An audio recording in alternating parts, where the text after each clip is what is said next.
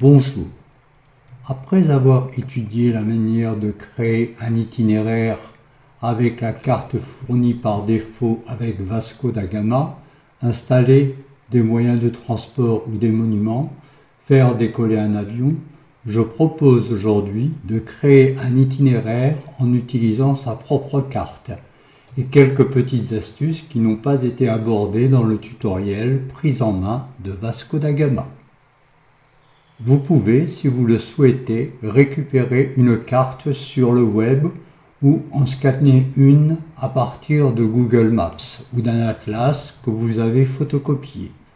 En ce qui me concerne, je n'ai utilisé que le format JPEG et je n'ai pas cherché à savoir si d'autres formats de Vasco da Gama, mais vous pouvez bien entendu récupérer la carte qui correspond le mieux à votre itinéraire.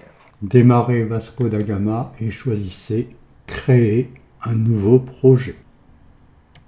Dans la boîte de dialogue propriété du projet, dans le champ Mode carte, sélectionnez Mode carte simple et cliquez sur OK.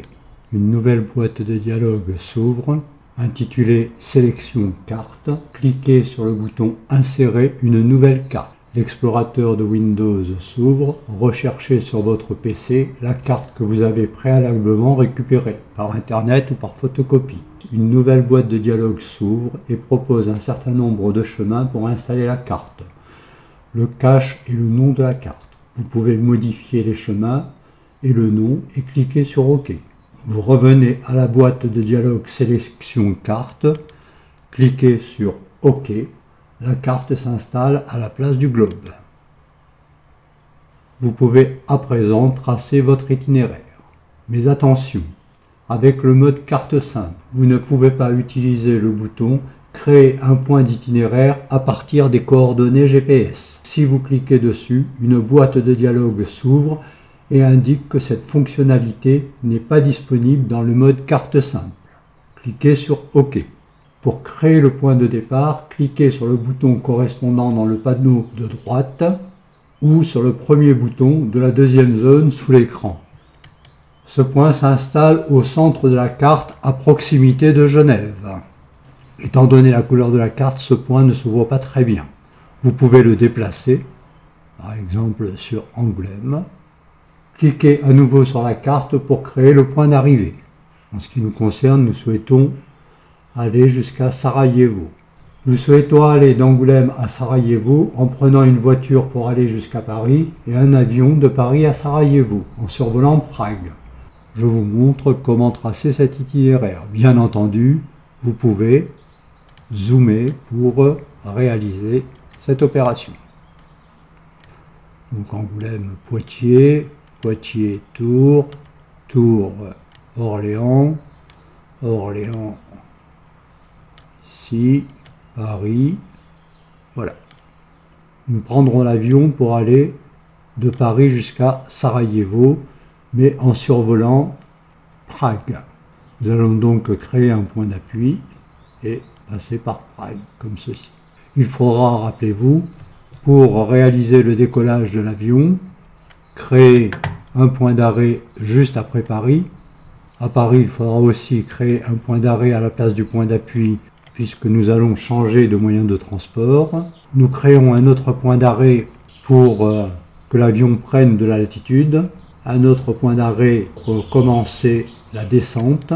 Encore un point d'arrêt à proximité de Sarajevo. Pour l'atterrissage, on se place au début de l'itinéraire et on choisit une voiture pour aller d'Angoulême à Paris. Reportez-vous, si nécessaire, au premier tutoriel concernant Vasco da Gama. Déplaçons-nous à Paris. Notez qu'entre Angoulême et Paris, ce ne sont que des points d'appui simplement pour tracer l'itinéraire. Et changeons de moyen de transport. À Angoulême, nous allons créer un point d'arrêt. On reclique sur itinéraire et on choisit un temps d'arrêt de 2 secondes, par exemple. La voiture devra apparaître de façon progressive au démarrage. Donc nous cliquons sur l'onglet Objet et nous choisissons Transition, fondu ou progressif. 1 seconde, c'est parfait. Nous allons maintenant partir à Paris. Ici, il y a le changement de véhicule. Donc, concernant les transitions, nous faisons un effet de fermeture pour faire disparaître la voiture et un effet d'ouverture pour faire apparaître l'avion. Sur l'itinéraire, nous choisissons un temps d'arrêt de 1 seconde. Puis nous allons à la fin de notre parcours. On s'aperçoit qu'il s'agit manifestement d'un point d'appui. On transforme ce point d'appui en point d'arrêt. On choisit un temps d'arrêt de 2 secondes. Et concernant l'avion, une transition, effet de fermeture d'1 seconde pour faire disparaître l'avion. Il faut maintenant que l'avion prenne de l'altitude afin de rendre celui-ci plus réaliste. Nous allons nous diriger vers Paris, plus exactement juste après Paris.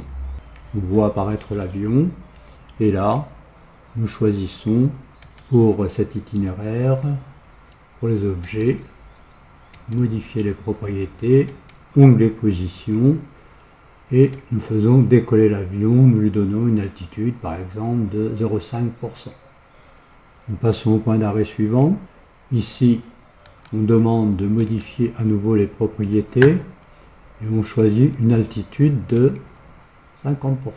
On survole Prague, ici ce n'est qu'un point de passage, donc un point d'appui. Avant d'arriver à Sarajevo, on conserve cette altitude.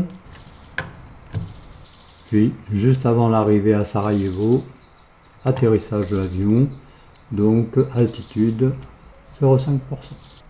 Une simulation nous permet de voir si tout se passe correctement.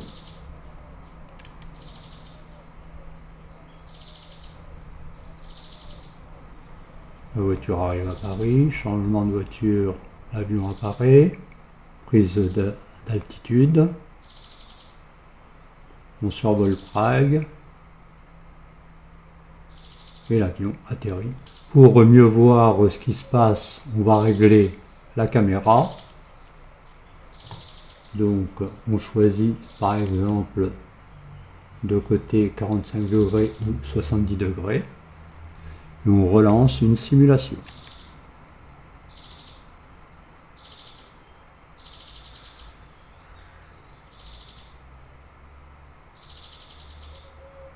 L'avion décolle.